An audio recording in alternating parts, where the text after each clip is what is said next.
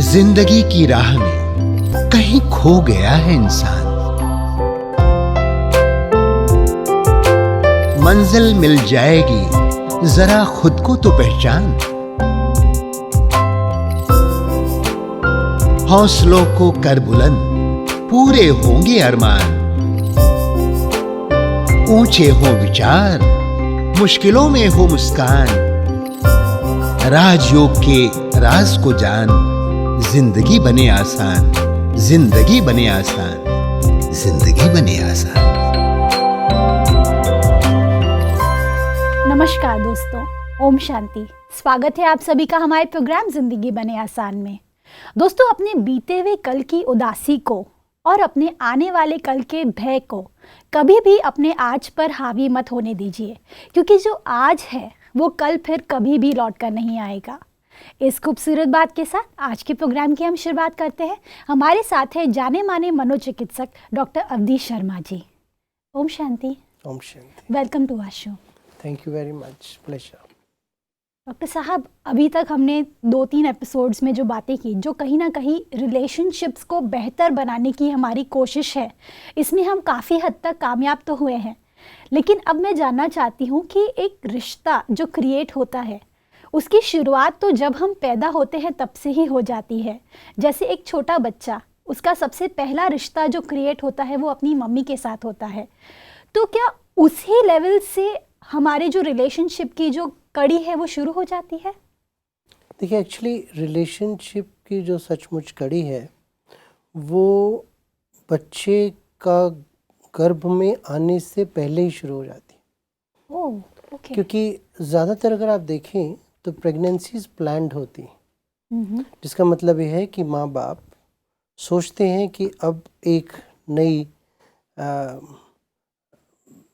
चीज़ को अपने घर में लेके आएंगे, और कुछ समय के बाद वो जो चीज़ है वो जीते जागती एक बच्चा पैदा हो जाता है ना। अगर मान लीजिए मन की मानसिक स्थिति माँ की अच्छी नहीं है और प्रेगनेंसी जल्दबाजी में हो जाती है, या मान लीजिए फादर की हालत ठीक नहीं है, वो ड्रग्स लेता है या काम में बहुत टेंशन में रहता है, या उनके आपस में संबंध अच्छे नहीं हैं, तो जिस अवस्था में माँ गर्भ धारण करेगी वो अवस्था अच्छी नहीं होगी। ओके। 9 महीने में जबकि बच्चा गर्भ में रहता है तो उस समय में उसको सब कुछ माँ से मिलता है, खाना पीना भी, लेकिन माँ के इमोशंस भी। जिस तरह की इमोशनल स्थिति में हम होते हैं उससे हमारे शरीर के अंदर और मन के अंदर अलग अलग प्रकार के केमिकल्स, हार्मोन्स, उनका प्रवाह चलता है। ओके। वही केमिकल्स बच्चे के अंदर भी आते हैं, और इसीलिए ऐसा देखा गया है कि मान लीजिए माँ शराब का सेवन करती है, तो जो बच्चा है उसके अंदर भी धीरे धीरे शराब के लक्षण आने शुरू हो जाते हैं। ऐसा पाया गया है कि अगर माँ मान लीजिए शराब ले रही हैं तो जो बच्चा पैदा होगा उसमें कुछ फिजिकल विकार तो होंगे, जैसे कि उसका वेट ज़्यादा होगा, उसकी ग्रोथ पूरी नहीं होगा, हो सकता है कि वो जल्दी पैदा हो जाए, जिसको हम प्रीमेच्योर बेबीज़ कहते हैं। और कई बार पैदा होने के बिल्कुल बाद ही उसको इमोशनल डिस्ट्रेस शराब के प्रति हो जाता है। सो ये जो माँ के मन की स्थिति है, और मान लीजिए बच्चा पैदा हुआ और घर में आसपास खूब हंगामा चल रहा है, माँ बाप की लड़ाई हो रही है, या उनके आपस में बहुत डिफरेंसेस हैं, या कई बार बच्चा ही अनवांटेड होता है, माँ जो है उसे एक्सेप्ट नहीं करती, तो वहीं से एक ख़राब रिश्ते की शुरुआत होनी शुरू हो जाती है। और फिर बच्चा जिस प्रकार से पनपेगा, माँ उसे कितना प्यार देती है, सिर्फ लालन पोषण नहीं, खाना पीना नहीं, लेकिन कितना समय अपने पास रखती है, कितना समय उसके साथ लोरी में बिताती है, कितना समय उसकी देखभाल करने में रखती है, उसके पॉजिटिव इमोशंस क्या हैं, ये बच्चा महसूस कर पाता है, गर्भ के अंदर भी, पैदा होने के बाद भी। तो वहीं से एक पॉजिटिव या नेगेटिव रिलेशनशिप की शुरुआत बच्चे में पड़ सकती है।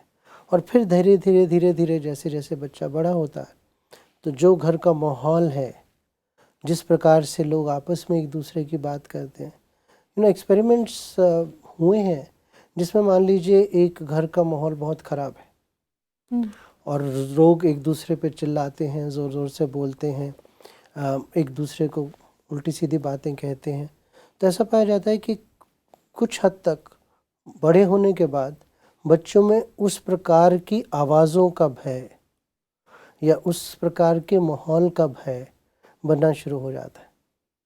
और ये सब कॉन्शियस है, अभी उसने लैंग्वेज, उसे पता नहीं है कि क्या बोला जा रहा है, लेकिन वो जो टोन है, जो हाई आवाज़ है, उसी को वो पिक कर लेता है। तो उसकी शुरुआत हो सकता है कि परिवार के बारे में सोच अलग होगी बनिस्बत के उस परिवार के जहाँ पे कि प्लान्ड तरीके से बेबी हुआ, माँ को बहुत प्यार था बच्चे के लिए, उसने बच्चे के लिए और सब चीज़ों को छोड़ के उसके ऊपर समय बिताया, और फिर माँ बाप दोनों ने और घर के दूसरे लोगों ने बच्चे को एक्सेप्ट किया, उससे प्यार से बातचीत हुई, उसकी ग्रोथ हुई, उसकी पर्सनालिटी को डेवलप करने के लिए। अनफॉर्चुनेटली अभी क्या हो रहा है कि क्योंकि हर कोई चाहता है कि उनका बच्चा आगे जाके बहुत कुछ करे, तो ABCD तो शुरू हो जाता है जल्दी, लेकिन जो प्यार की ABCD है वो नहीं पढ़ी जाती है। तो जो ज़रूरतें हैं वो आज के समय में बाहरी रूप से, चाहे वो उसको पढ़ाने की है, अच्छे स्कूल में डालने की है, कई बार बच्चे को शुरू से गेम्स सिखाने की या कुछ और हॉबीज़ सिखाने की तो शुरू हो जाती हैं, लेकिन जो मूल्य हैं, जो कोर वैल्यूज़ हैं, उनके बारे में बात अगर होनी शुरू हो जाए और उसका व्यक्त होना शुरू हो जाए तो बचपन का वो जो समय है वो बहुत सशक्त होगा। वाह डॉक्टर साहब, वैसे तो आजकल हम काफ़ी ज़्यादा आगे बढ़ चुके हैं, लेकिन फिर भी एक तरीके का जो कंपैरिजन जो होता है सिबलिंग्स के बीच में, ये भी काफ़ी हद तक बच्चों पर इम्पैक्ट पड़ता है। कुछ बच्चे ज़रूरी नहीं है कि उतने ही इंटेलिजेंट हो जितने कि दूसरे होते हैं। कई बार भाई काफ़ी ज़्यादा इंटेलिजेंट होता है और बहन शायद, या फिर वाइसा वर्सा, इंटेलिजेंट नहीं होते हैं। तो ऐसे में पेरेंट्स का क्या रोल होना चाहिए कि वो अपने दोनों बच्चों को एक साथ लेके चले और जो कंपैरिजन जो होता है वो ना हो? कोई ज़रूरी नहीं है कि अगर आप बहुत इंटेलिजेंट हैं बचपन में तो वो पूरी ज़िंदगी आपके साथ चलेगा।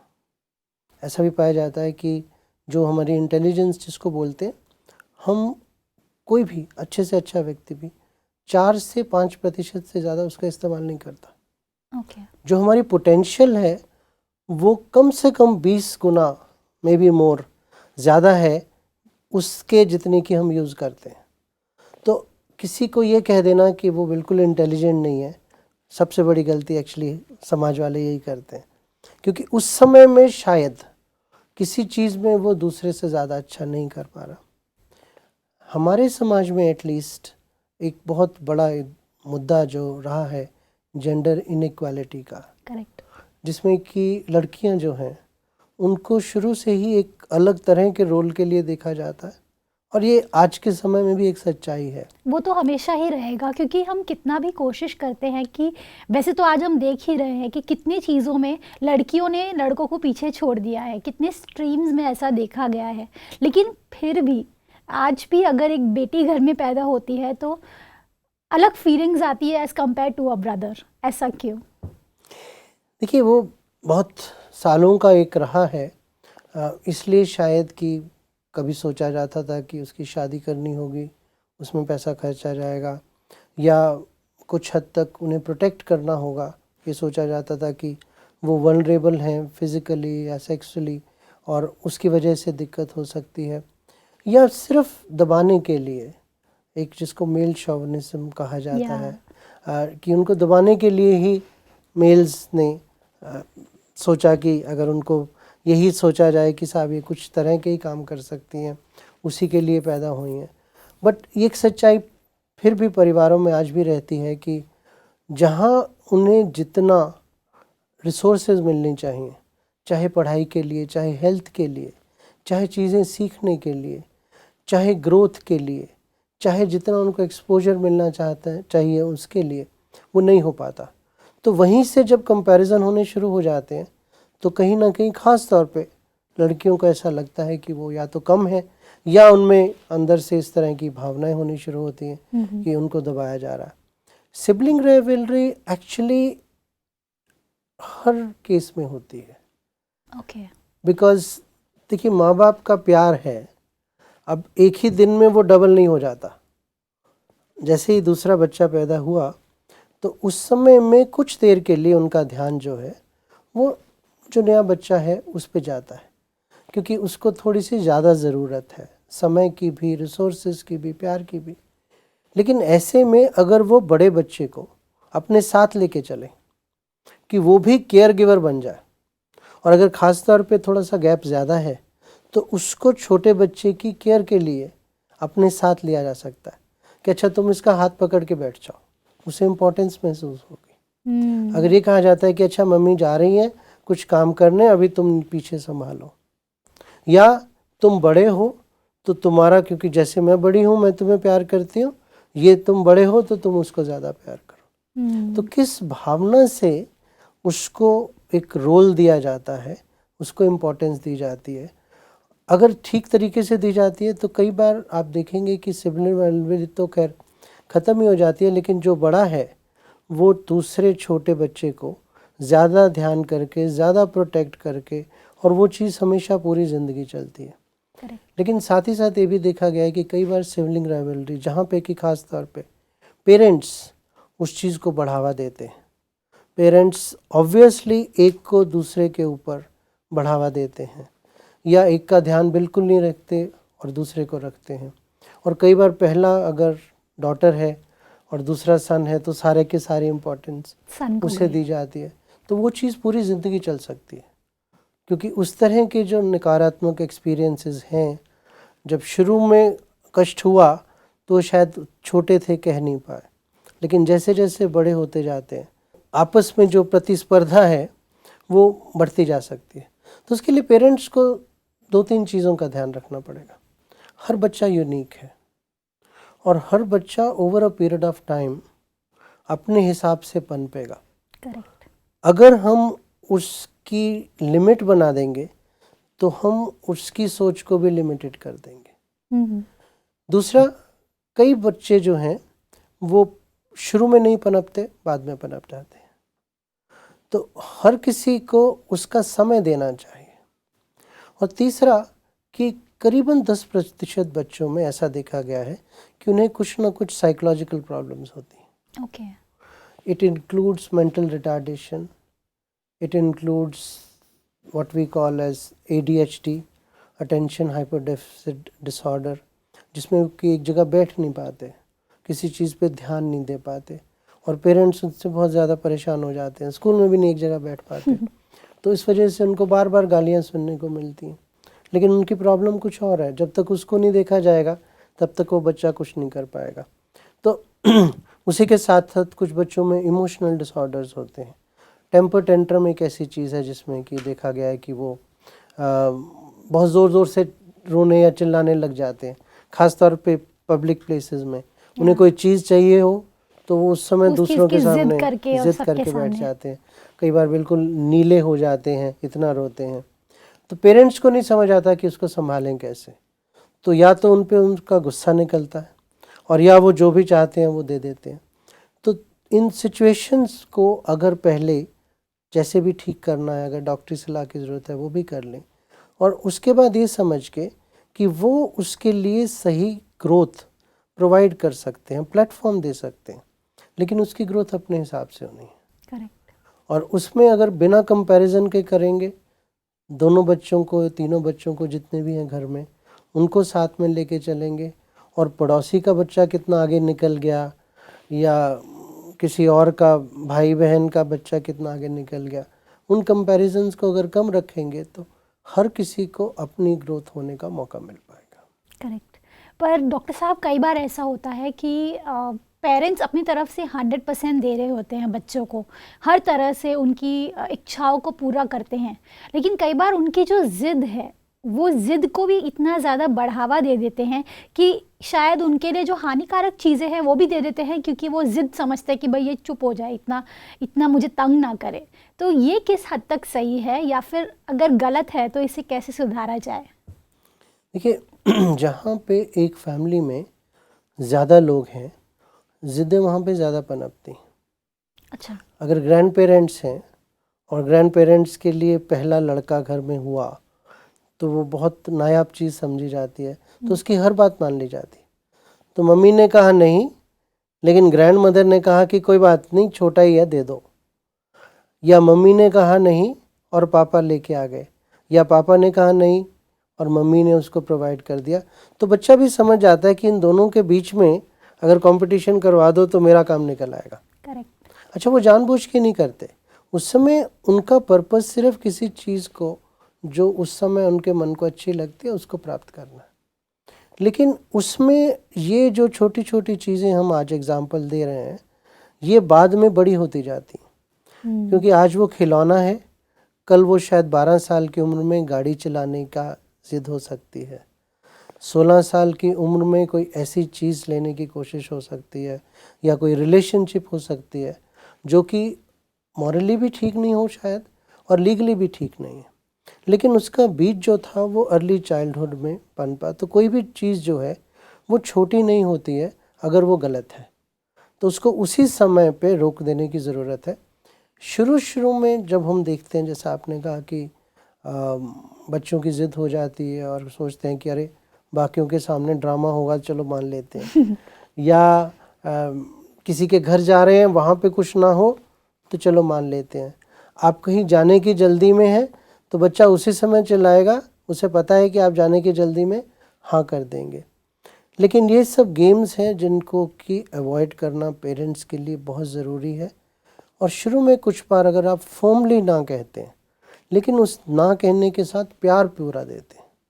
कई बार हम ना कहते कहते और चीज़ें जो हैं जो कि बच्चे की ज़रूरत है, चाहे उसको थप्पड़ मार दिया या उससे बात नहीं की, तो वो सब चीज़ें जो हैं फिर वो बच्चे को पूरी रिजेक्शन लगती हैं, और उस रिजेक्शन को पूरा करने के लिए भी वो कोशिश करता है कि वो चीज़ पाए।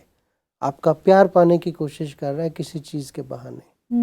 तो अगर वो हम पूरा देते हैं, समय उसको पूरा देते हैं, तो फिर धीरे धीरे सीख जाते हैं। आज के समय में एक्चुअली एक और बहुत बड़ी, थोड़े से बड़े शहरों में प्रॉब्लम होनी शुरू हो गई है कि स्कूल में अलग अलग बैकग्राउंड के बच्चे आते हैं। करेक्ट। उनमें से कुछ बच्चे हैं जिनके पेरेंट्स उन्हें कुछ चीज़ें दे सकते हैं, बाकियों के नहीं दे सकते, और उस फीलिंग के साथ कि मेरे बच्चे को कमी ना महसूस हो, वो कई बार पेरेंट्स होड़ में लग जाते हैं। और उस होड़ में क्योंकि दूसरे को ज़्यादा पॉकेट मनी मिलती है तो इस बच्चे को भी ज़्यादा दें। दूसरा बच्चा अगर गाड़ी में ड्रॉप होता है स्कूल, तो चाहे वो कार को हायर कर लें लेकिन फिर भी उसके पास आए स्कूल ड्रॉप करने, ताकि उसे कम से कम वो ना महसूस हो। देखिए, ज़िंदगी में आगे जाने के बाद ये कि किसी के पास कम है किसी के पास ज़्यादा है, वो हमेशा रहेगा जी। लेकिन आपका सम्मान इस चीज़ से नहीं डिपेंडेंट होना चाहिए कि आपके पास है क्या, इस चीज़ पे डिपेंडेंट होना चाहिए कि आप हैं क्या। So true. तो अगर आप अपने अंदर सक्षम महसूस करते हैं, अगर आपको लगता है कि मेरे अंदर कुछ क्वालिटीज़ हैं और उन क्वालिटीज़ को उभारा जाता है, पेरेंट्स भी उस चीज़ को बढ़ावा देते हैं, तो बच्चा अपने आप को कॉन्फिडेंट महसूस करेगा। और जब कॉन्फिडेंट महसूस करेगा तो बाकी चीज़ों में, फिज़िकल चीज़ों में थोड़ी सी कमी अगर होगी भी तो वो आसानी से संभाल लेता। पेरेंट्स कई बार इस चीज़ के बारे में रिलेशनशिप्स में बात करने से डरते हैं कि बच्चे को बुरा ना लगे, बिल्कुल। बच्चा कहीं ये ना समझे कि उसमें कुछ या उसके परिवार में कुछ कमियां हैं। लेकिन सच्चाई को सही रूप से बता पाना, अपनी लिमिटेशंस को समझा पाना, लेकिन उसके साथ जो संबंध है, जो प्यार है, उस रिश्ते को ना कम करना, अगर वो होता है तो ज़्यादातर बच्चे समझ पाते हैं। बिल्कुल ठीक कहा आपने डॉक्टर साहब। अगर हम बच्चों के अंदर में इस चीज़ को रियलाइज़ कर ले कि उनकी ज़िद को सदा मानने की ज़रूरत नहीं है, लेकिन उसे प्यार में परिवर्तन करके अगर उन्हें प्यार से समझाएं तो वो उस बात को ज़रूर समझ जाएंगे। जी डॉक्टर साहब, कुछ ऑडियंस क्वेश्चंस हैं जिन्हें हम अभी लेना चाहते हैं, जिनके जवाब हम आपसे एक्सपेक्ट कर रहे हैं। ज़रूर। आज घर घर में हम देखते हैं सुबह से लेकर शाम तक, जैसे बच्चे घरों से सुबह निकलते हैं तो रात देर तक आते हैं, तो घर में माँ बाप हैं, बच्चे हैं, तो उनको हम ज़्यादा समय नहीं दे पाते हैं।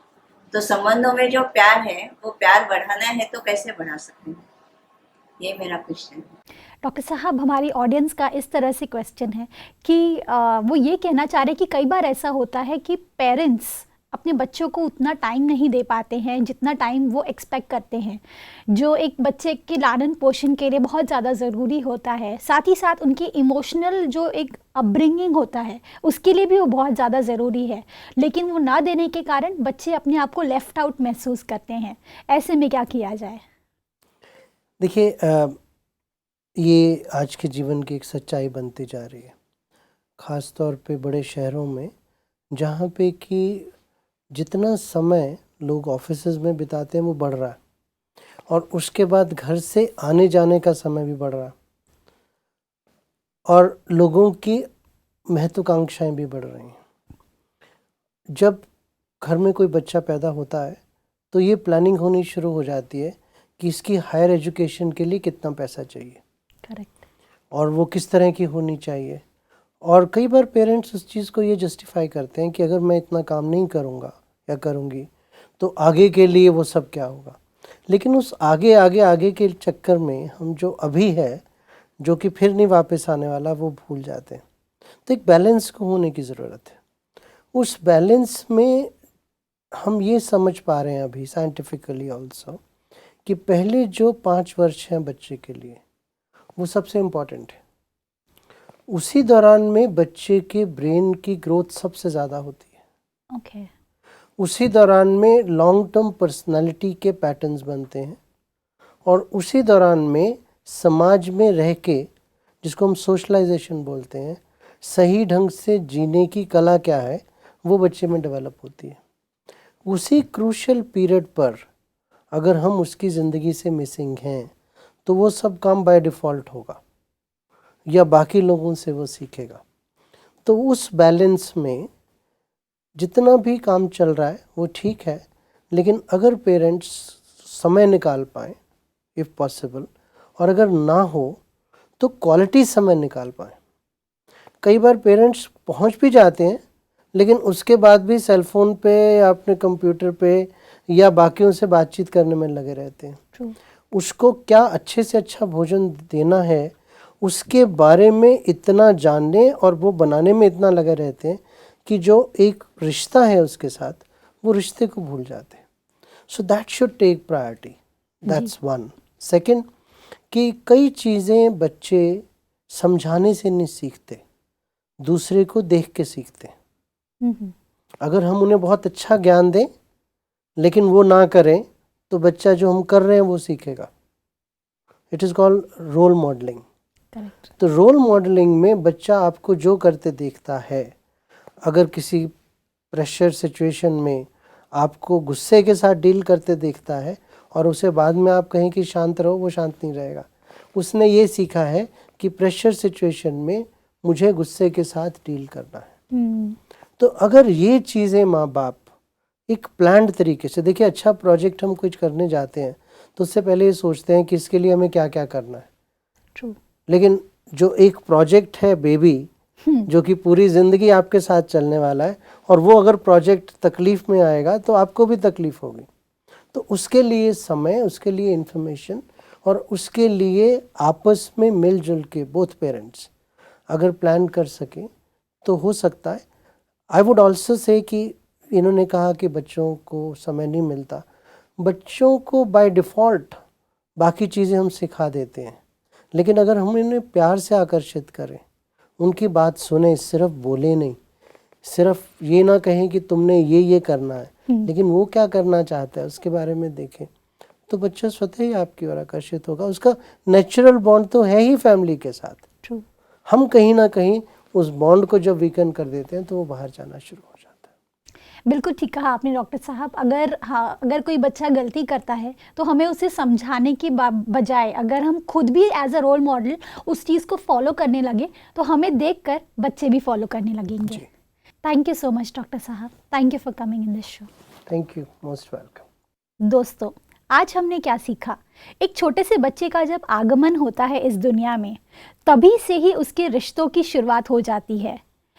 तब से एक माता पिता की बहुत बड़ी जिम्मेवारी उनके ऊपर आ जाती है कि किस तरह से वो अपने बच्चे का लालन पोषण कर रहे हैं, साथ ही साथ उन्हें कितना समय दे रहे हैं और उनकी इमोशनली उन्हें कितना स्ट्रॉन्ग बना रहे हैं ताकि वो बड़े होकर पूरी दुनिया का सामना कर सके। तो पेरेंट्स को अपने अंदर में बहुत ज़्यादा पॉजिटिविटी लाने की ज़रूरत है और खुद एज अ रोल मॉडल उन बच्चों के लिए बनने की ज़रूरत है ताकि उनको देखकर उनके बच्चे भी सही पद चिन्हों पर चले। इस खूबसूरत बात के साथ आज के प्रोग्राम को हम एंड करते हैं। आपसे फिर मिलेंगे आपके ही शो में जिंदगी बने आसान। ओम शांति। अधिक जानकारी के लिए संपर्क करें जिंदगी बने आसान, Brahma Kumaris Godlywood studio, Shantivan, Abu road. Call 80949134887।